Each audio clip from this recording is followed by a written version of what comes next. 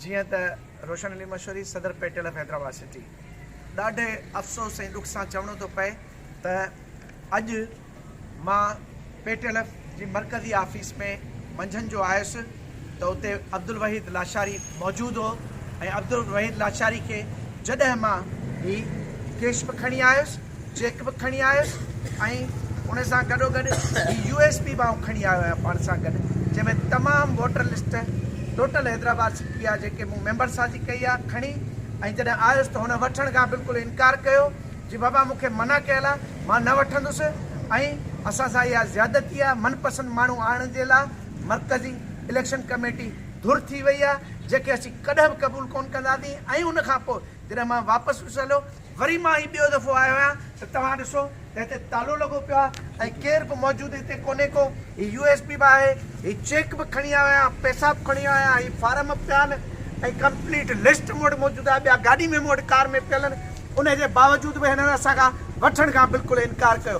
इन के शर्म जी ॻाल्हि आहे, अफ़सोस जी ॻाल्हि आहे। इन इलेक्शन कमेटी गैर जानिबदार न आहे, हू जेका धुर आहे ऐं इन्हनि खे असीं कॾहिं बि तस्लीम नथा कयूं। इहे उस्ताद दुश्मन माण्हू आहिनि, इहे सिर्फ़ु ऐं सिर्फ़ु पंहिंजी बादशाहत क़ाइमु करणु था चाहिनि जेके असीं हरगिज़ क़बूल न कंदासीं।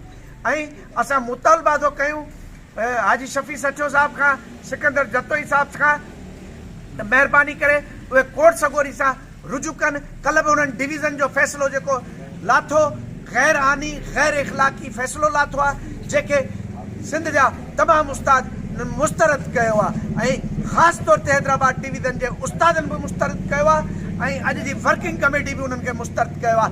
ऐं हिननि खे शर्म नथो अचे त पंहिंजा मन पसंदि फ़ैसिला था लाइनि। असां तव्हांखे नथा मञूं ऐं असीं तव्हांखे हरगिज़ न मञींदासीं।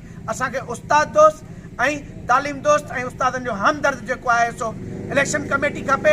हीअ इलेक्शन कमेटी जेका आहे सिर्फ़ु ऐं सिर्फ़ु हिकु वाहिदे फ़र्द जे चवण ते हली रही आहे जेके असीं नथा मञूं। इलेक्शन कमेटी हमेशह जेका आहे हैदराबाद सिटी जी हमेशह इलेक्शन कमेटी या ज़िले जी उन जी सदर पंहिंजी वर्किंग कमेटी जे इजलास में जेके मूं नाला लिखी ॾिना उहे उन्हनि पंहिंजे मनपसंदि माण्हू जी मर्ज़ी सां ॾेई छॾिया।